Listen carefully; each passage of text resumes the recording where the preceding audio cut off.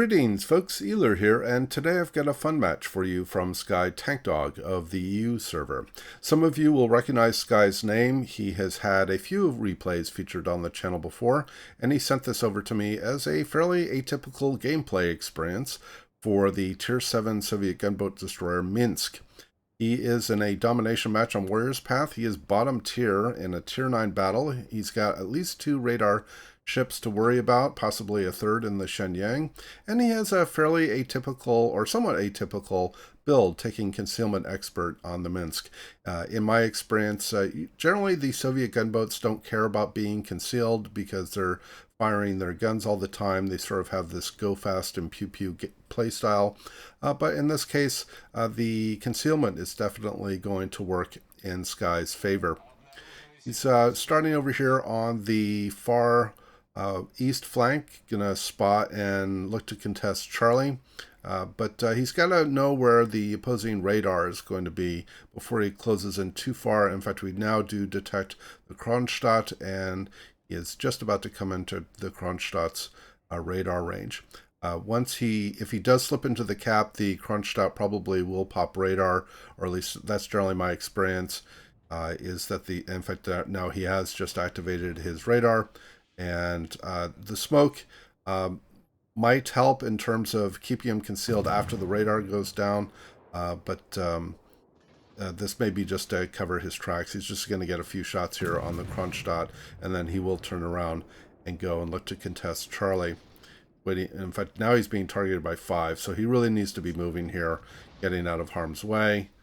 Takes a few shots. I think that was from either the Prince Eugen or the... in fact, the Alaska will turn out to be over here on the Charlie side. So he has both of the radars.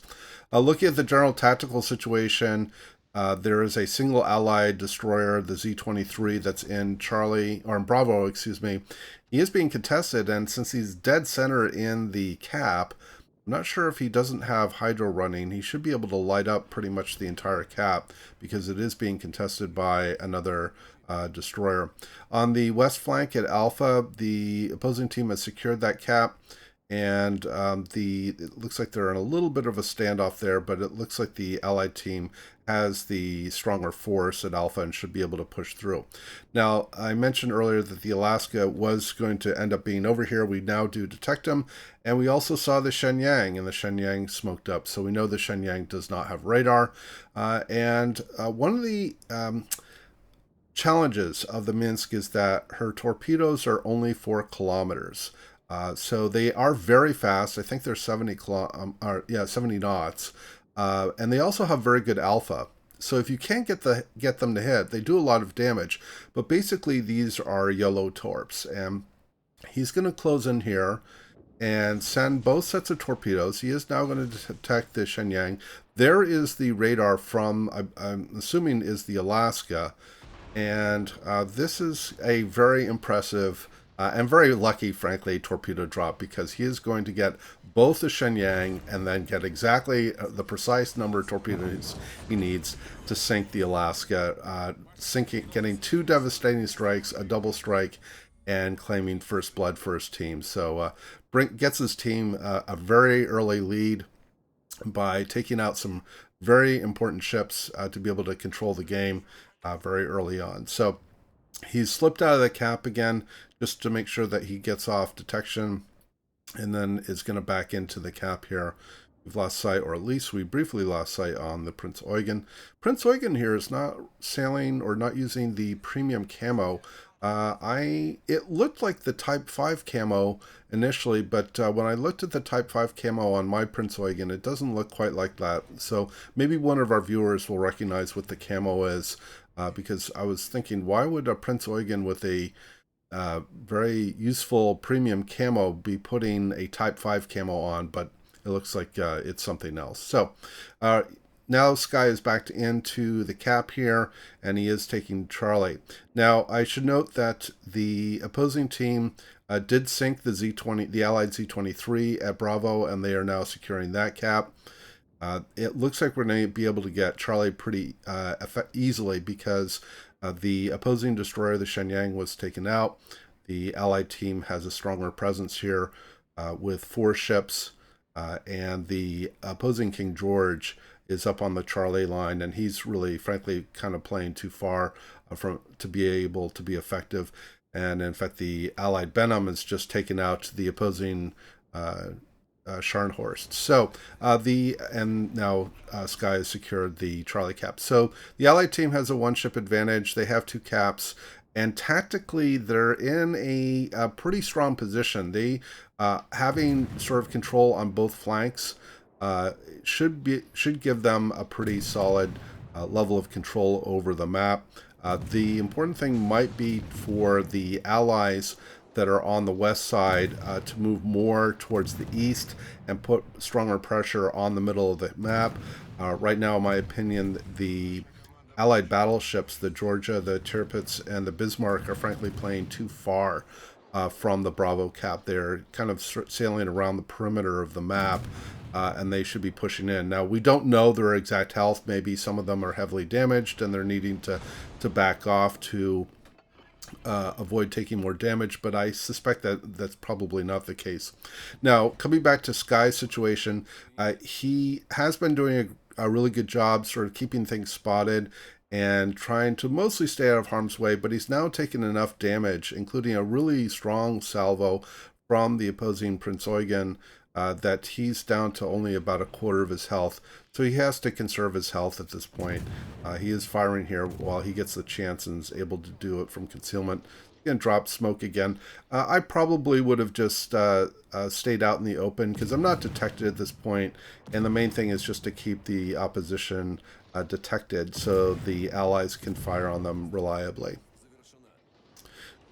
We can again see that the opposing team is sort of consolidated around Bravo. There is an opportunity for them to be able to push through. In fact, we can now see the opposing Mogador has actually come to the southeast side of Bravo and is now making what looks like a YOLO run on the Allied Cleveland, but he's in direct firing range of both the Cleveland and the Dmitry Donskoy, and he's basically going to get taken out here. So he is going to get the Cleveland in the process, but in my opinion, that was not a good trade to give up a tier 9 destroyer like that for a tier 8 radar cruiser, especially when you're behind. So the Allied team does have a 2-ship lead. Again, they do have 2 caps, and they have a substantial point lead. So I think Sky's making a good choice here to push more to the center of the map to be able to hopefully detect the opposing Moss, which is the remaining opposing destroyer, because the opposing team is not making any pressure or putting really any pressure on trying to take Charlie.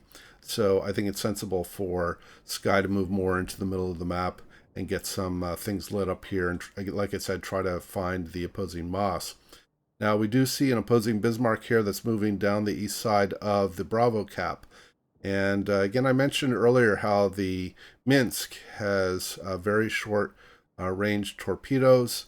They're basically YOLO torpedoes. And Sky is going to do something here that probably I wouldn't do, but he's showing some significant, I don't know if this is courage or foolhardiness or something, but he is going to torpedo rush this fairly healthy Bismarck. In fact, if the Bismarck had his Hydra running, he would have known earlier that he was coming. Although we do know that the Bismarck did detect Sky here early because he has detected him within 3 kilometers, which means he was running the target acquisition upgrade, but Sky is able to take out the Bismarck and lose not too much of his life. He took a little bit of chip damage from the secondaries, but he has now survived. So he's up to almost 113,000 in damage, 3 kills with a solo cap, and he is going to get detected here by the opposing Moss.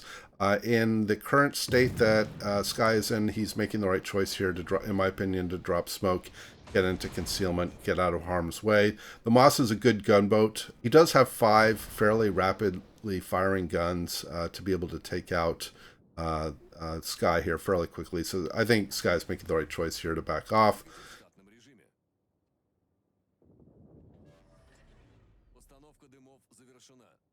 He uses torpedo indicator to try to guess where the Jean Bar is going to go. I don't know if he was also thinking that maybe he would try to go torp rush the Jean Bar, but I think that would probably not be advisable given his relatively low health, and the Jean Bar is healthy.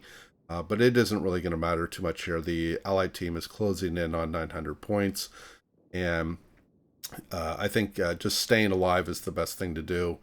In fact, you can see Sky typed into chat after he sank the Bismarck. He said, "It's okay, I'm here all night, LOL." So he's being a little bit cocky, but that's okay.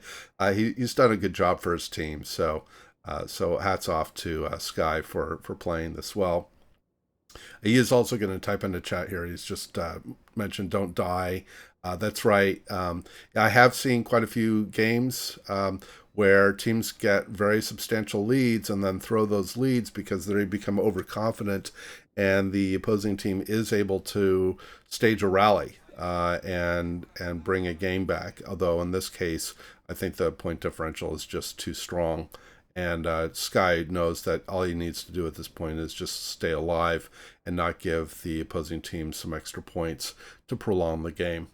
And in fact, the opposing Jean Bar is now taking a bunch of torps from the Benham, and then he's going to start flooding, and he's going to flood out, even though he's trying to repair through the flood. It's just the flood is too aggressive.